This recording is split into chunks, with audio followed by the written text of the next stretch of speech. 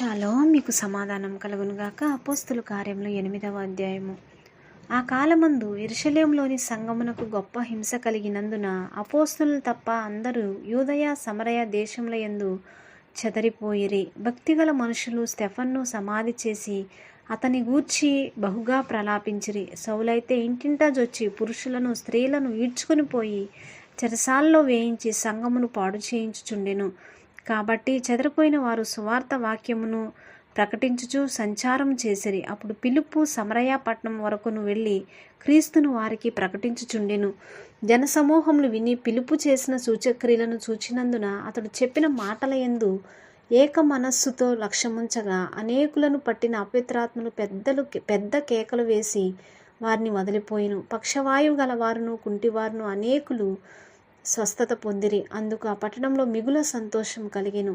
సీమోన్ అను ఒక మనుషుడు లోగడ ఆ పట్టణంలో గారడీ చేయుచు తానెవడో ఒక గొప్పవాడినని చెప్పుకొనుచు సమరయ జనులను విభ్రాంతిపరచుచుండెను. కొద్దివాడు మొదలుకుని గొప్పవాని మట్టుకు అందరూ దేవుని మహాశక్తి అనబడిన వాడు ఇతడే అని చెప్పుకొనుచు అతని లక్ష్యపెట్టిరి. అతడు బహుకాలము గారడీలు చేయుచు వారిని విభ్రాంతిపరిచినందున వారతన్ని లక్ష్యపెట్టిరి. అయితే ఫిలిప్పు దేవుని రాజ్యమును గూర్చియు యేసుక్రీస్తు నామమును గూర్చియు సువార్త ప్రకటించుచుండగా వారతన్ని నమ్మి పురుషులను స్త్రీలను బాప్తీసం పొందిరి. అప్పుడు సీమోను కూడా నమ్మి బాప్తీసం పొంది ఫిలిప్పుని ఎడబాయకుండి సూచక్రియలను గొప్ప అద్భుతములను జరుగుట చూచి భ్రాంతి నొందెను. సమరయ వారు దేవుని వాక్యము అంగీకరించిరని యెరూషలేములోని అపోస్తులు విని పేతురును యోహాన్ను వారి యొద్దకు పంపిరి. వీరు వచ్చి వారు పరిశుద్ధాత్మను పొందవలనని వారి కొరకు ప్రార్థన చేసిరి. అంతకుముందు వారిలో ఎవని మీదను ఆయన దిగి ఉండలేదు. వారు ప్రభువైన యేసు నామమున బాప్తీసం మాత్రం పొందియుండిరి. అప్పుడు పేతురును యోహాన్ను వారి మీద చేతులుంచగా వారు పరిశుద్ధాత్మను పొందిరి. అపోస్తులు చేతులుంచుట వలన పరిశుద్ధాత్మ అనుగ్రహింపబడినని సీమోను చూచి వారి ఎదుట ద్రవ్యము పెట్టి, నేనెవని మీద చేతులుంచుదునో వాడు పరిశుద్ధాత్మను పొందునట్లు ఈ అధికారం నాకీయుడని అడిగెను. అందుకు పేతురు, నీవు ద్రవ్యమిచ్చి దేవుని వరము సంపాదించుకొందునని తలంచుకొనినందున నీ వెండి నీతో కూడా నశించునుగాక. నీ హృదయం దేవుని ఎదుట సరి అయినది కాదు గనుక ఈ కార్యమందు నీకు పాలు పంపులు లేవు. కాబట్టి ఈ నీ చెడుతనము మానుకొని మారు మనస్సు నొంది ప్రభువును వేడుకొనుము. ఒకవేళ నీ హృదయాలోచన క్షమింపబడవచ్చును. నీవు ఘోర దుష్టత్వంలోనూ దుర్నీతి బంధకంలోనూ ఉన్నట్టు నాకు కనబడుచున్నదని చెప్పెను. అందుకు సీమోను, మీరు చెప్పిన వాటిలో ఏదియూ నా మీదికి రాకుండా మీరే నా కొరకు ప్రభువుని వేడుకొనుడని చెప్పెను.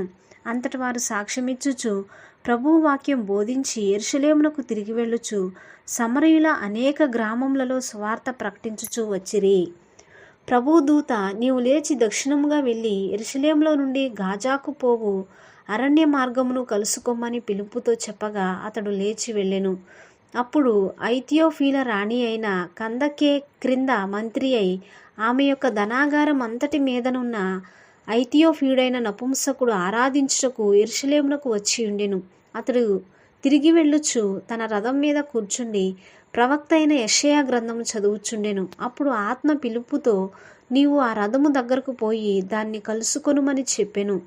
ఫిలిప్పు దగ్గరకు పరిగెత్తుకుని పోయి అతడు ప్రవక్త అయిన యెషయా గ్రంథం చదువుచుండగా విని, నీవు చదువునది గ్రహించుచున్నావా అని అడుగగా అతడు, ఎవడైనను నాకు త్రోవ చూపుకుంటే ఎలాగూ గ్రహింపగలనని చెప్పి రథమెక్కి తనతో కూర్చుండుమని ఫిలిప్పును వేడుకొనెను.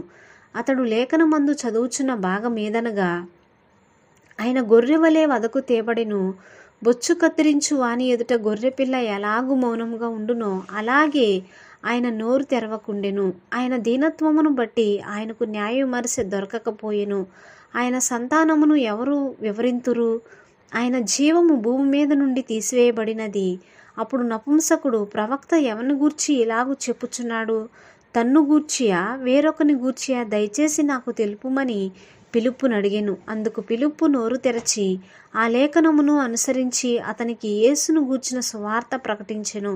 వారు త్రోవలో వెళ్ళుచుండగా నీళ్లున్న ఒక చోటికి వచ్చినప్పుడు నపుంసకుడు, ఇదిగో నీళ్లు నాకు బాప్తీసమిచ్చుటకు ఆటంకమేమని అడిగి రథము నిలుపుమని ఆజ్ఞాపించెను.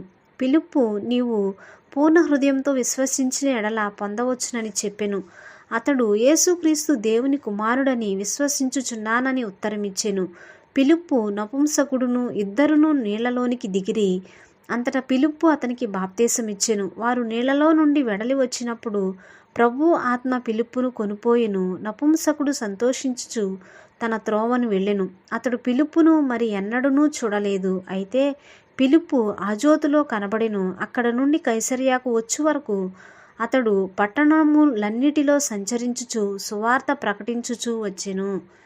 ఆమేన్. దేవుడు తన పరిశుద్ధమైన వాక్యాన్ని దీవించునుగాక.